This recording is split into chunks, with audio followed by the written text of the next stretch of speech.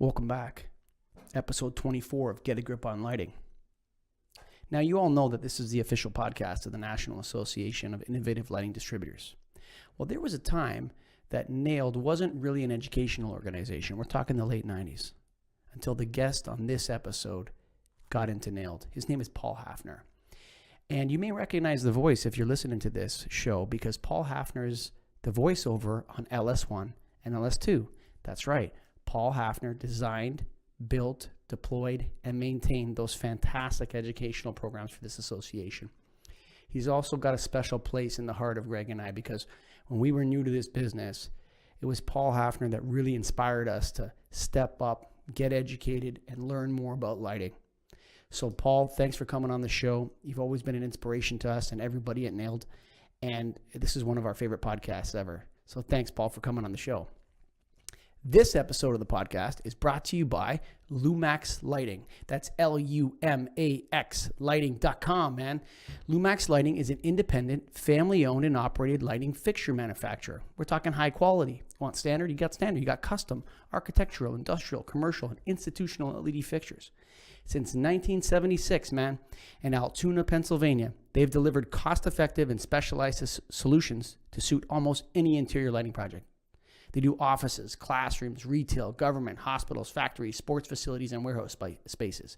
Scotty, throw that Lumax Lighting website up on for the YouTube viewers. I just went quickly to their website before the ad read here, which was written for me, but I really love the look of that Air LED, man. That's one swanky indirect recessed luminaire. Whew. Just look at that, baby. That's real nice looking. They support local labor, local suppliers. Okay, so they're made in the USA with US parts and US labor. And to the fullest extent, they do in-house design, engineering, and then their factory team builds these things, man, from the metal fabrication, painting, assembly, everything. The grassroots approach. They're the people, man, the US people making US fixtures, combined with highly energy efficient fixtures makes choosing Lumax lighting products the most sustainable choice, man.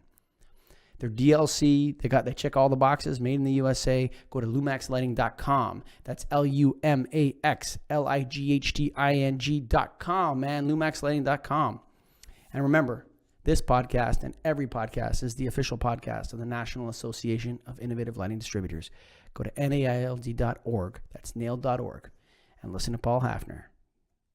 Episode 24. Get a grip on lighting. Welcome to the Get a Grip on Lighting podcast, Paul Hafner. Thanks, guys. Good to be here. How you doing, Greg? Good. Good to see you, Paul. Appreciate you coming on. Good to be seen, Michael. All right. You know what? He's a natural. I didn't even have to ask him to say hi to you, Greg. He's a That's the natural. first time in 23 of them. Yeah. 23. You know what's interesting? So Paul Hafner is the creator of LS1 and LS2, and we've talked about it ad nauseum on this show. Paul, how long have you been in the lighting business? At least 30 years. At least. And, over that time period, how many transitions have you seen? And then an adjunct to that question, what's this LED transition like and how is it different? Well, first of all, I'd say that what we experienced up until 2008 was a slow churn. You had advances in HID from mercury vapor to metal halide to high pressure sodium to ceramic discharge metal halide. But those were over periods of decades. The same thing happened with fluorescent. We went from preheat and pre-start fluorescents, T12s, then T8s, then T5s, and then high performance T8s, high phosphor color rendering situations. So, but these things were done over decades. Then in 2008, we had the first commercially viable solid state lighting where we could have an actual viable light source produced by solid state lighting. But imagine now, in one decade, we've gone from solid state lighting that was maybe 30 lumens per watt to now what are we up to? 200 lumens per watt, or some of them higher. So a lot has changed in a very, very quick time. So I'd say that the difference between traditional lighting sources and solid state lighting sources is how rapidly solid state lighting has grabbed hold of the market and transformed it, changed it, made it into something brand new. Would you consider that being for the good or for the bad? Oh, I definitely think it's for the good, because what's happened is now we're finally we're moving away, I think, from trying to make solid state lighting that looked like the old light sources, and we're finally emerging with new solid state lighting that takes advantage of the small size, high lumens per watt, and really good color that can be delivered by solid state lighting, and that's reduced our energy consumption by, in many cases, 70 and 75% of what we were using when we were using traditional lighting sources. What's your favorite light source? My favorite light source? Yeah. I'm going to say CDM That's- metal halide. Well, let me just say that's the first thing that rolls off of my tongue for certain types of applications where HID in ceramic discharge metal halide might still be the light source of choice. But even this is changing rapidly because of how good we're getting at creating high color rendering sources in solid state lighting, and at the lumens per watt that we have. We have a smaller driver, we have a smaller set of a chipset, we have longer life, we have better lumen maintenance. All of these things are taking place even against what I consider to be one of the best sources on the HID side, ceramic discharge metal halide. The competition for solid state lighting is still fluorescent.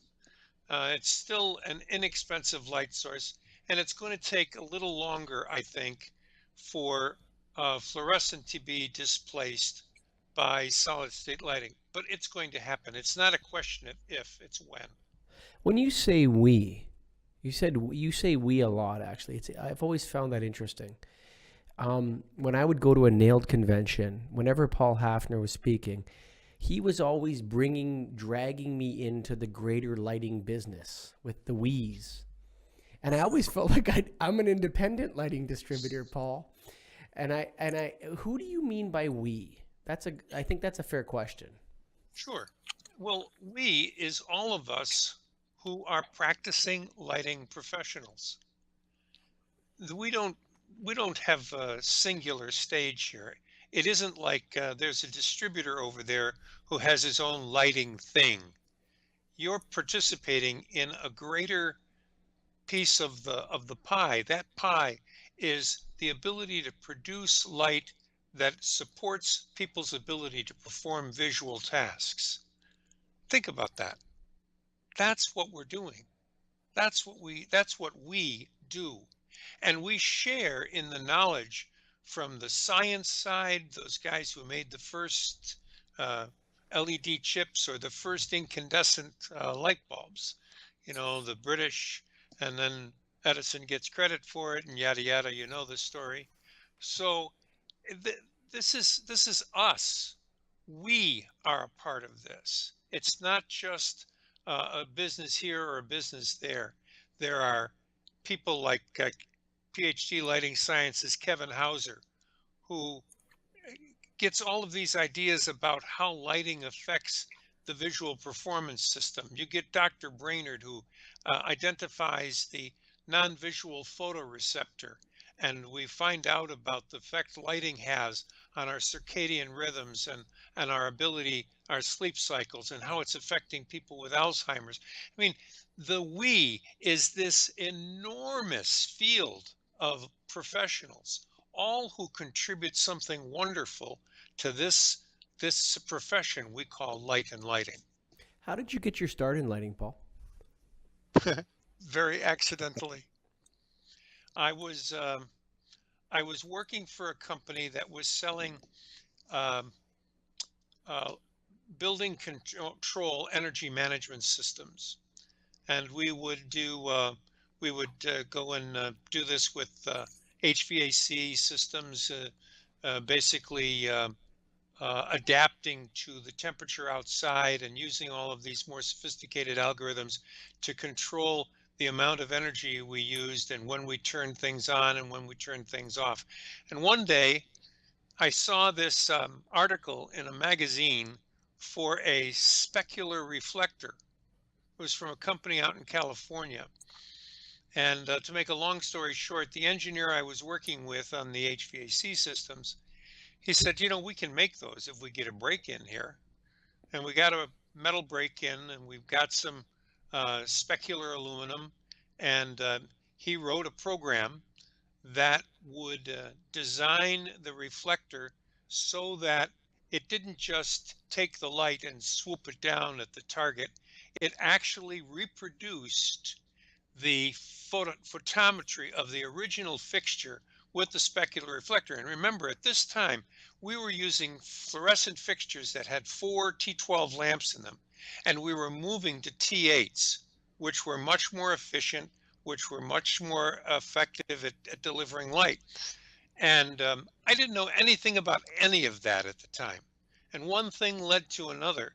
I became fascinated with light and lighting and how we could take light and produce the light that was required for the performance of visual tasks and put it where people really needed it to be and do it for a lot less energy and a lot less money out of pocket. And it became a fascination. And then the utility companies back in 1989, 1990, just a couple of years ago, you guys were, well, never mind. um, uh, and at that time, they started giving incentives to companies that would move from the old technology, T12, to T8s. And I got sort of swept up in that, and I formed a company called Maintained Illumination. And well, actually, I formed a company before that that actually built the specular reflectors, but too much detail. We started Maintained Illumination, and I worked with a contractor and a few distributors. And what we wound up doing was putting together projects. Once I started putting together projects, I had to really learn about light and lighting because I wasn't just about selling this stuff. I didn't want to just put it in people's offices or in people's factories.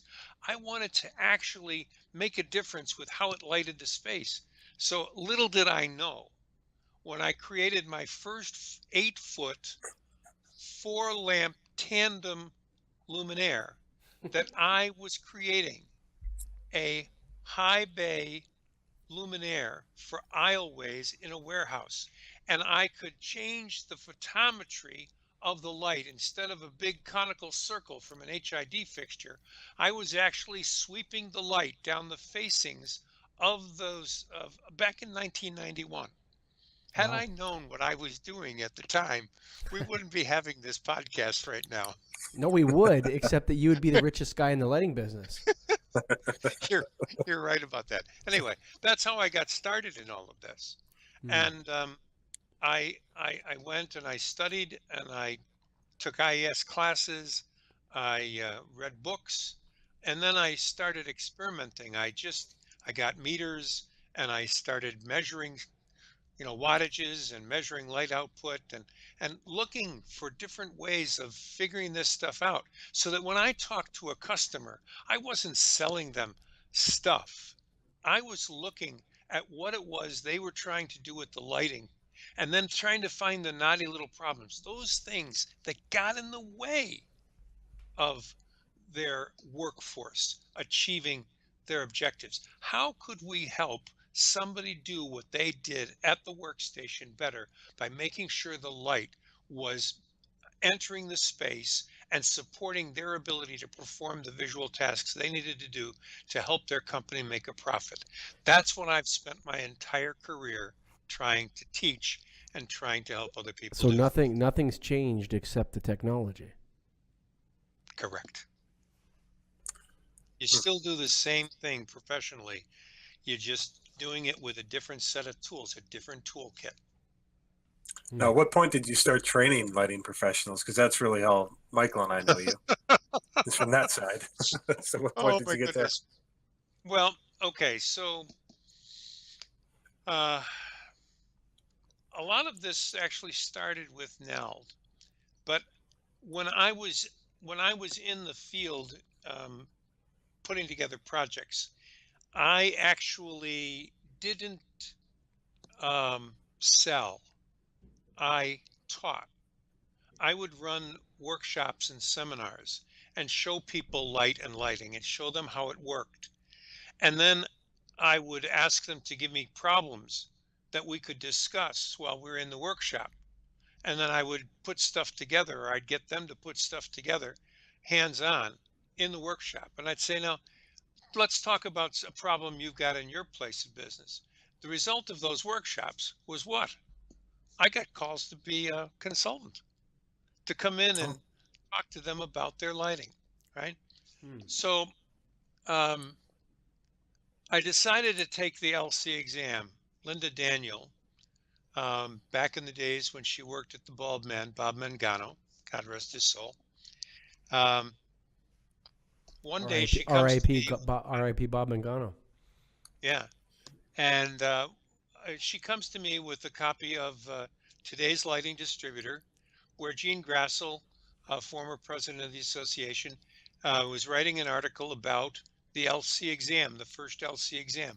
This was Labor Day, and the exam was being offered November 5th.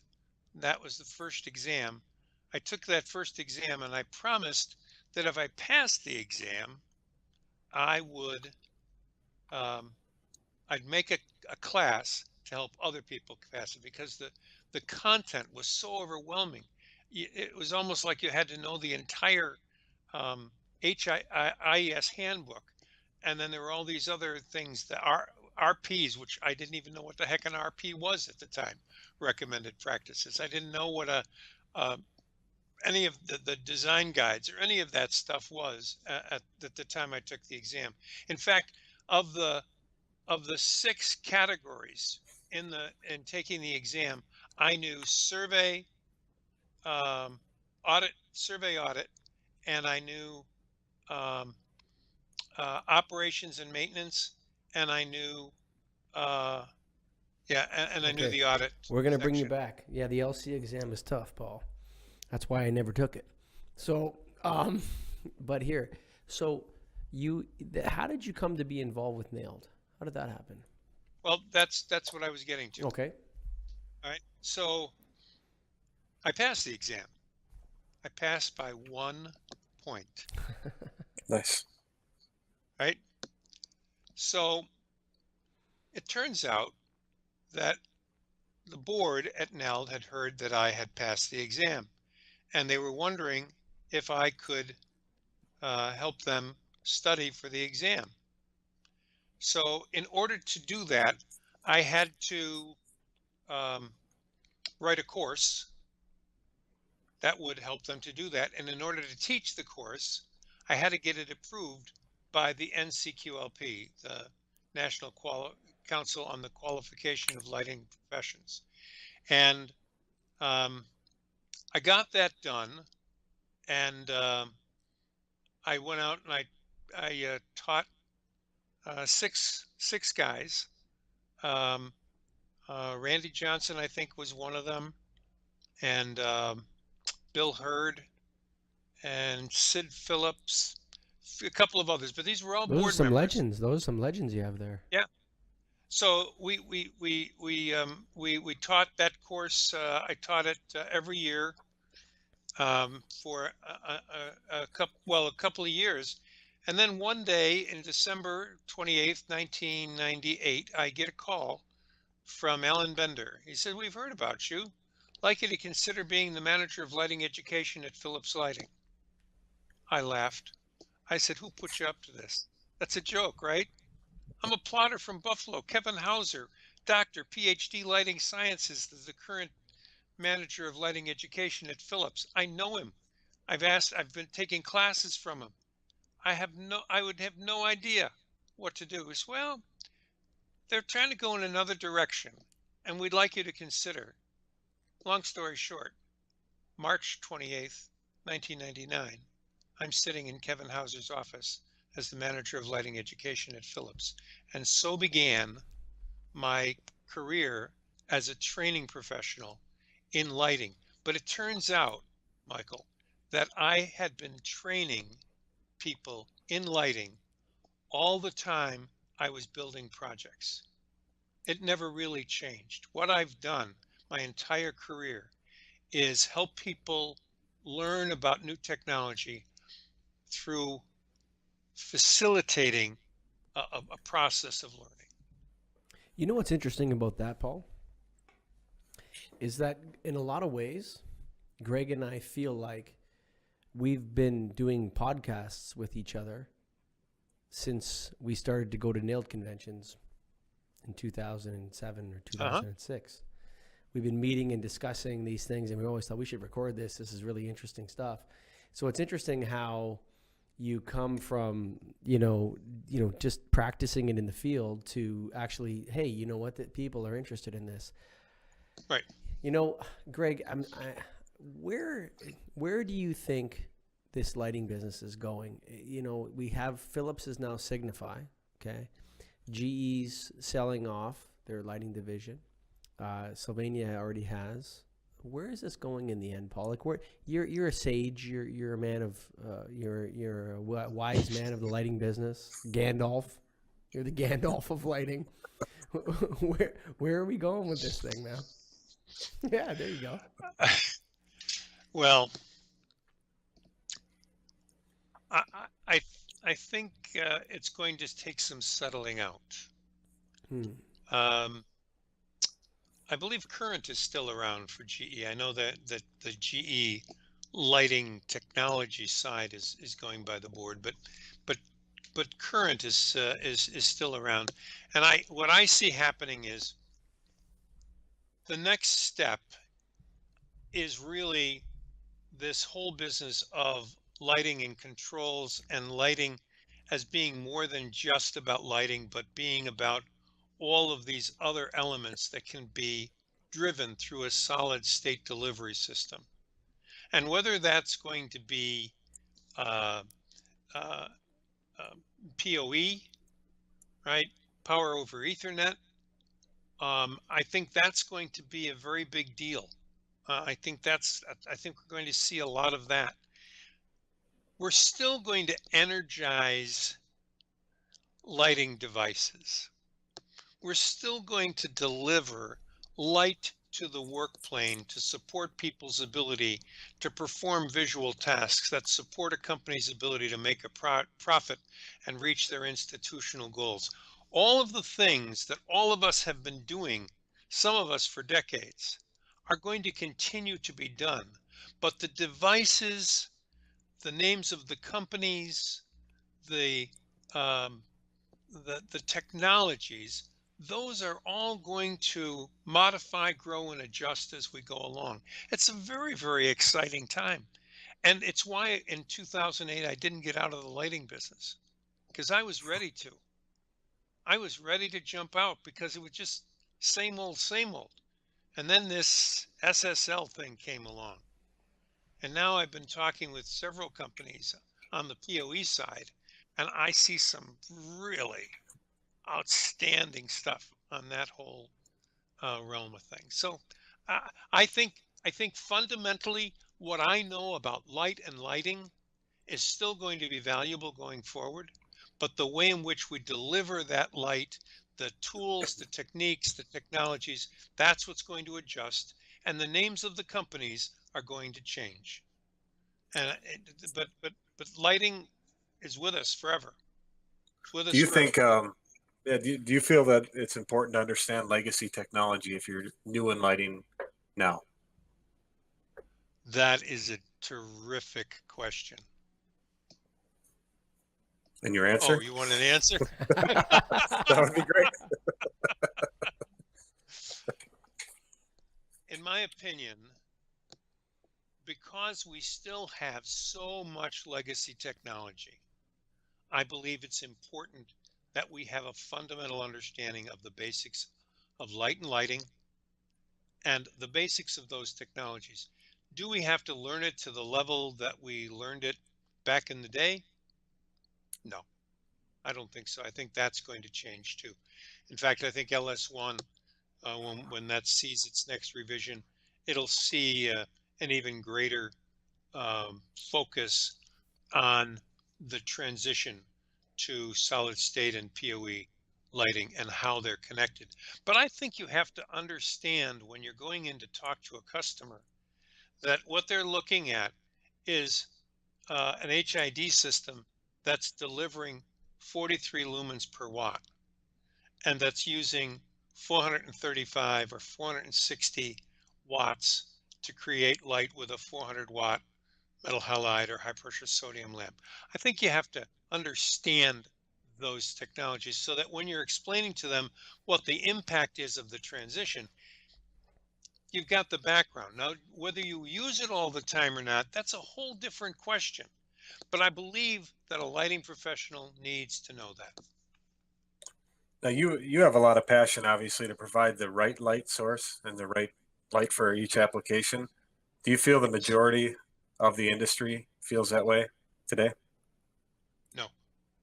Unfortunately, what I see is a lot of, we used to call them station wagon lighting specialists. Mhm. They got it in the trunk, they pull it out, and they've got the answer. And they've never even thought to ask the right questions. And that's unfortunate because stuff gets built both with what I consider to be less than superior product and done in ways that are less than than viable for the health of a business and the health of the workforce.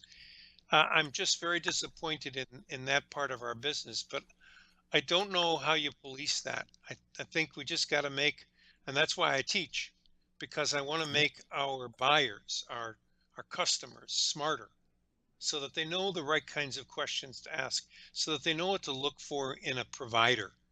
And then I'm going to make sure that the people who are out there providing these products in the marketplace, that they're as bright and talented as they can be, so that they they share these ideas with customers in ways that differentiate themselves in the marketplace.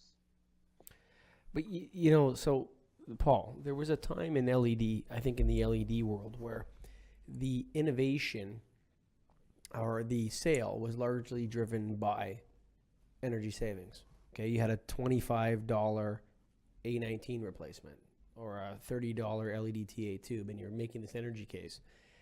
Right. The problem now, or not the problem, or maybe where we are now, is that the if you walk into my showroom, you're going to see LED bulbs for $2 Canadian, 3 Correct. Canadian dollars, and I think the sale is largely being driven by price.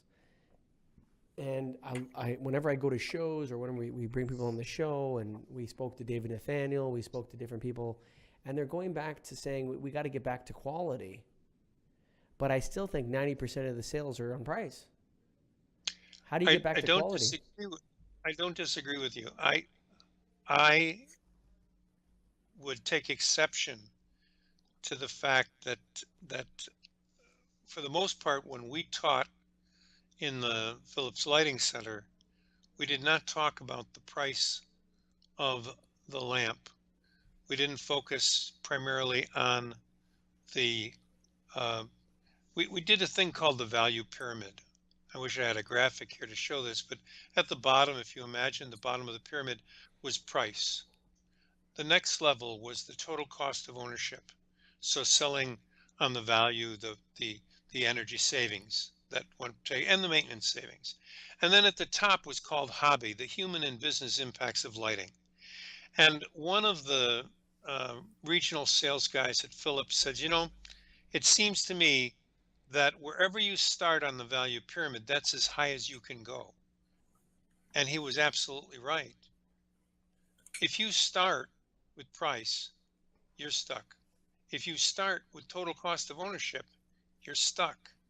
But if you start with the human and business impacts, even if you have to descend down the pyramid, which sometimes practicality requires that you do so. If you start with the human and business impacts of lighting, all of a sudden you've transformed the discussion, because no longer are you talking about what that light bulb is. You're talking about why that light bulb matters. See, the what and the how of I love that lighting you said is light easy. bulb. I love that he said light bulb. So did Randy Johnson. I All love the it. LCs. I love it. Light bulbs. I love it. The what and the how of that light bulb is easy.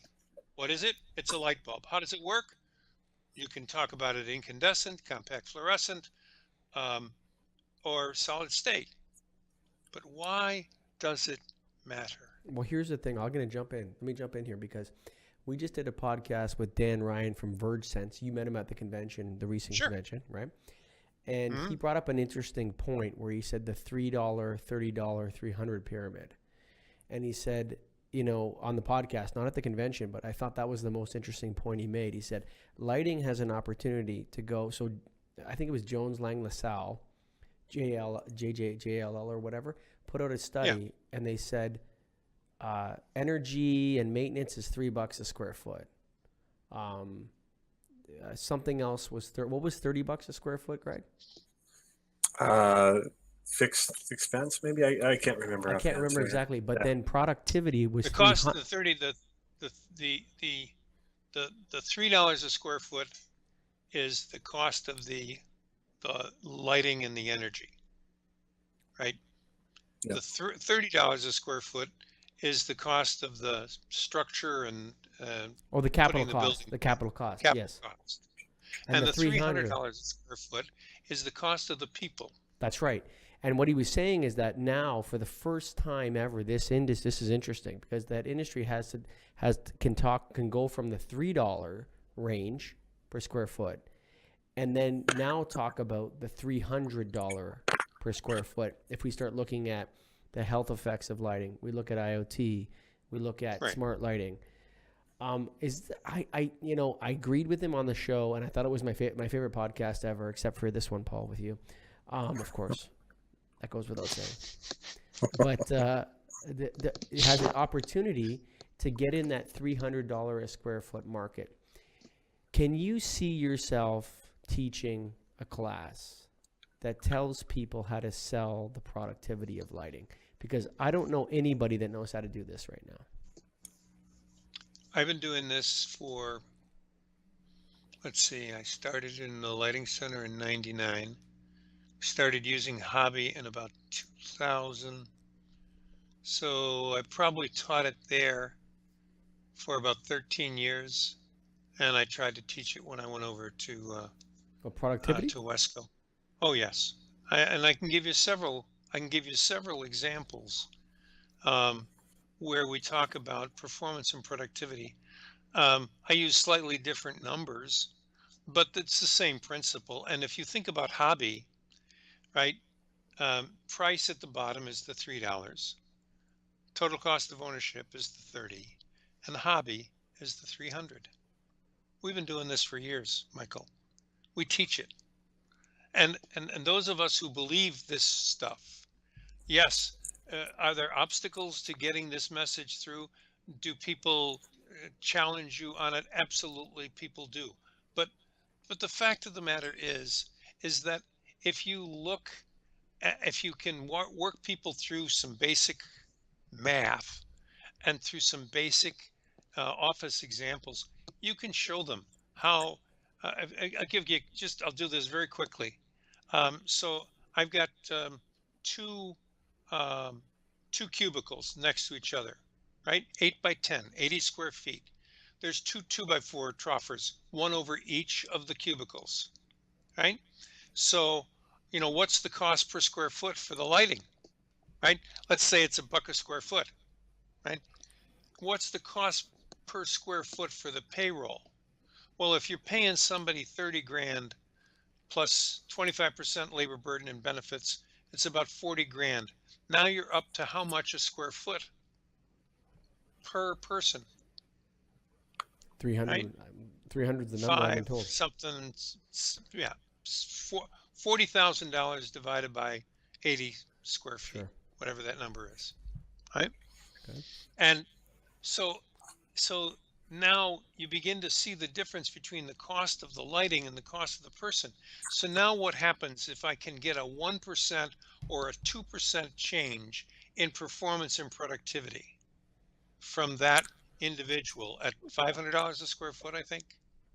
500 Yeah, a square how foot. do I you just calculated. I just calculated. It's 500. how do you measure that though, Paul? How do you measure a 1 or 2% Exactly. increase? Exactly. Well, you know, when I would teach this, I would not ask that the question in that way. What I Okay. would try to get people to do is to say, have you ever gone into an office at 2:30, 3 o'clock in the afternoon and people are like this at their desks? Yep. Yes, but we've What's recreated that problem. We've recreated that problem. We had Dr. Arnold Wilkins come on the show, and he was talking about LED flicker, and he's saying that T8 electronic largely eliminated that problem because he proved that the T12s were causational in eye strain and headaches and everything else. And then with T8 electronics, when we went from 60 hertz to 25,000 hertz a second, we solved that problem. But now we may have recreated that problem with LED flicker. So there's actually a chance that some of these upgrades have reduced the productivity. It depends on a number of different factors, not just the fact that it's LED, right? It's not. So here's my point. When we look at this, we have to look at it from the standpoint of what do we observe in the space? What do we observe when people are working in the space and they're performing those visual tasks?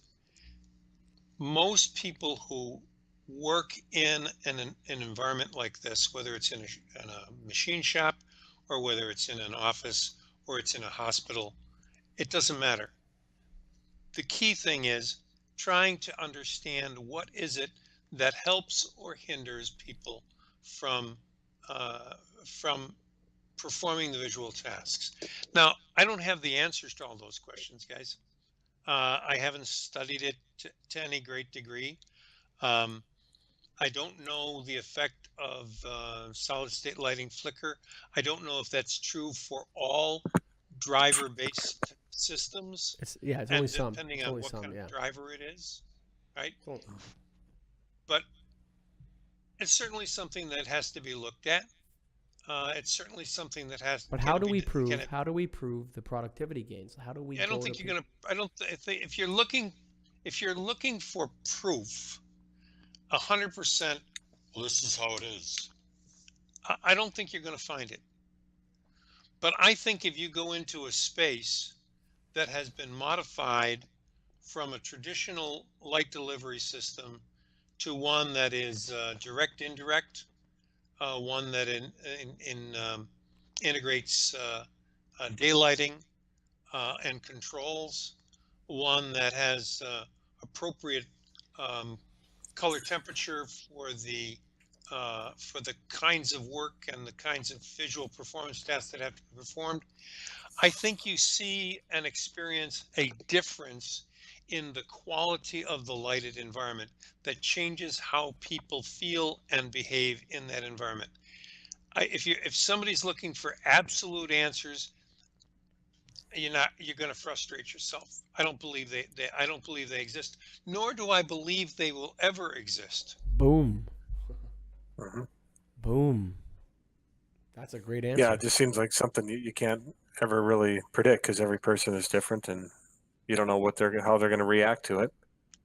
So how do you suggest we? Yeah, go ahead. Well, I mean, I think this part of it hasn't changed. Demonstrations make the difference. You have to take a small area of the space and put in the new light delivery system and give everybody a chance to work under it. And what happens in 90% of the cases when I put in a demonstration to show how the new light delivery system made the lighted environment better for the workforce. I close the sale. But I think most of those gains have already been made with fluorescent. See, I think that most of the Why do you think that? I don't see LED light sources in their current form, whether they be purpose-built fixtures, LED tubes, LED CFL replacements, screw-in LEDs, whatever it is. I don't see them being, like, for example, David Nathaniel, the president of Standard, came on the show and he was saying, well, in the past, you could take an MR16 and you could give people 50 watts at 12 degrees. You could give them 50 watts at 24 degrees. You could give them 50 watts at 28, 34, 38, whatever, 60. Or you could go 35. And the options in halogen in terms of quality of light and in terms of being able to really precisely define what you wanted was far greater. Whereas with LED, you smash a retrofit kit into the fixture, or you put in. But I think Michael. I think that therein lies the problem. We're looking at solid state lighting as if it were a tube replacement. Well, that's not going to change anything. You're absolutely right. That's not going to change anything. If you just simply take out and put back in, you haven't made a dent. But that's the vast majority. That's the vast majority. I got that, but remember, we're lighting professionals. We're not just sellers of stuff. If we're just going to sell stuff, you're right. We're hung out to dry. But when you go in and you try to produce a light delivery system that makes a difference to the lighted environment that people are working under, then we can actually make a difference. Do we get to do this every time? No. Are we going to still have to compete on price? Yes. But if we start at the top of the value pyramid, at hobby, at the $300 a square foot, that's where we're going to get the chance to make a difference. And sooner than later, as people begin to understand that that's really the direction we should be going in, more and more people, I believe, are going to embrace that kind of change. But it isn't going to happen overnight. And it's certainly not going to happen when people say, well, I can get all the energy savings I want just by slapping this in and slapping that out. Well, great. I do a lot of that. Yeah, well, I'm guilty. Guilty as charged. I'm not the guy who would be teaching you that in my class. No, for sure. I would be teaching you how to do the other side, and knowing, Michael, that there are times when I have to slide down the value pyramid. I get it. The reality of business and competing and making a living, I got it. But I'm not going to start there. I always felt like, Greg, Paul was always telling lighting distributors at Nailed, get educated, get educated, get educated. For sure. Over and over and over and over again. And, I always agree with it 100%, but I always felt like there's different kinds of distributors, Paul, and I'm the kind, like you have the Randy Johnson. Let's say Randy Johnson is, wouldn't want to compete with the guy, be honest with you. I wouldn't want to compete with him in my market. Okay. He's almost like, if there was a designation for lighting engineer, there would be a picture in the dictionary with Randy Johnson. Yeah. Right there. Right. That's the lighting engineer. I always felt like I'm somewhere in between that and Home Depot. Like not closer to Home Depot, but maybe 50% up the way, where I don't get so into the hobby sell. I'm more in the position where I'm looking at the guy. I know what he wants. I can give him a couple controls and some other things. But I found that a huge portion of the market is a price sale. Maybe the largest portion, maybe the overwhelming largest portion. But that's not the question you asked a while back. What was the question I asked? You asked, how do we get people to be able to sell at that higher level? Yeah. And the answer to that question is by starting with hobby, by starting at $300 a square foot. That's where we have to start. The fact that sometimes we have to slide down, fine. But you can only go as high on the pyramid as you start. If you start at the bottom, you're stuck. You start at TCOO, you're stuck. You start at hobby, you got options. Gentlemen, maybe that's a good place for us to conclude our discussion this afternoon. Thank you for coming on Absolutely. the show, Paul. Hey, Thanks, my Paul. pleasure. Anytime, guys. This Thanks, was Paul. great. Yeah, Thank you very much. No, you know what though? It's our honor. Believe me when I say that. Thank you. For sure. Appreciate it. All right, Thanks, Paul. Take care, guys. Lumax Lighting. LUMAXLIGHTING.com, baby. LumaxLighting.com. Remember, U.S. built, U.S. made, U.S. designed, U.S. engineered, U.S. parts, U.S. labor, man. This is an American company. They make the fixtures here, no guff. Since 1976 in Altoona, Pennsylvania. Cost effective. They couldn't be in the business this long if they were out to lunch on price. Come on. These guys are competing with all the right stuff right out of the USA, DLC certified, the whole 9 yards. Throw up that website real quick for me, Scotty, on the Lumax Lighting website. I love that Air LED. I just love the way it looks. Whew. That's a swanky looking light fixture right there, man.